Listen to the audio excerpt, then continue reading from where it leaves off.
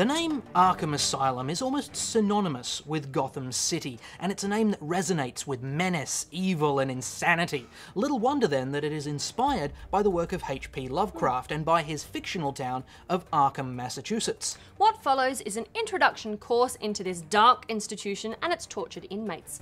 Welcome to Kapow University's intermediate course in Arkham Asylum. Now, there is some argument as to Arkham's first appearance, since in 1974 it was referred to as Arkham Hospital and was set in New England. Then it was referred to as Arkham Asylum, and finally it was relocated to the suburbs of Gotham. And it has featured in a massive amount of Batman comics, generally due to inmates being delivered there, or indeed breaking out. In a couple of cases, such as the Nightfall arc or the No Man's Land arc, a massive number of high-security inmates have escaped, leaving the asylum all but destroyed in their wake. But it has always been rebuilt. Well, of course, because what is Gotham without Arkham? I mean, a regular prison could never hold the variety of psychotics, sociopaths, and out-and-out loonies that make up Batman's rogues gallery. Now, obviously, it's popped up as a set piece in a wide variety of Bat stories, but there are a few tales that have been set entirely there, and those are the ones that we're focusing on today. That's right. Now, the first item of recommended reading is arguably the best. Arkham Asylum, a serious house on serious earth.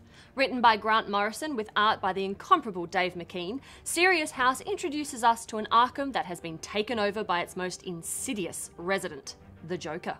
Summoned to the asylum by Commissioner Gordon, Batman enters the building feeling true fear. Not fear of danger, not fear of the Joker, or even the other lunatics that he's imprisoned there, but a fear that stepping through that door will be just like coming home. And it's that examination of each character's frailties that makes this such an amazing book. Stepping into Arkham Asylum is a terrifying journey into your own mind. Each inhabitant peels back their psyche for all to see as Batman travels further and further into its depths. Yeah, and as an examination of the depraved history of Arkham Asylum, this book is unparalleled. If you haven't read it, then you owe it to yourself to buy a copy as soon as possible. Now, the next book on the syllabus turns its eye towards Arkham's lesser-known inmates. Arkham Asylum: Living Hell. During a fraud trial, Warren White, known as the Great White Shark due to his unscrupulous business practices, makes the rather huge mistake of pleading insanity and is sentenced to a period of observation at Arkham Asylum. And as he very soon realises, a period at Blackgate Prison would have been vastly preferable. Oh yes. After meeting a few of the more notable residents like Joker, Riddler and Two-Face, the picture becomes much clearer. But it's Gotham's bit players that make this book memorable.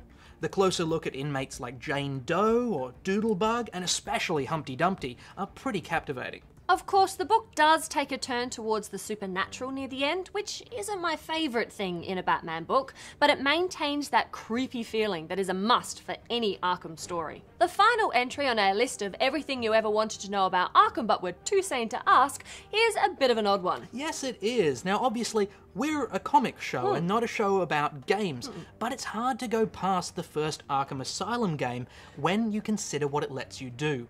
Explore Arkham Asylum for yourself. And when you're running through its twisted hallways, stopping to investigate the personalised cells of Mr. Freeze, or the Calendar Man, or the Riddler, even finding the room where the asylum's founder Amadeus Arkham spent his last insanity-racked hours, you get an understanding of it like no other.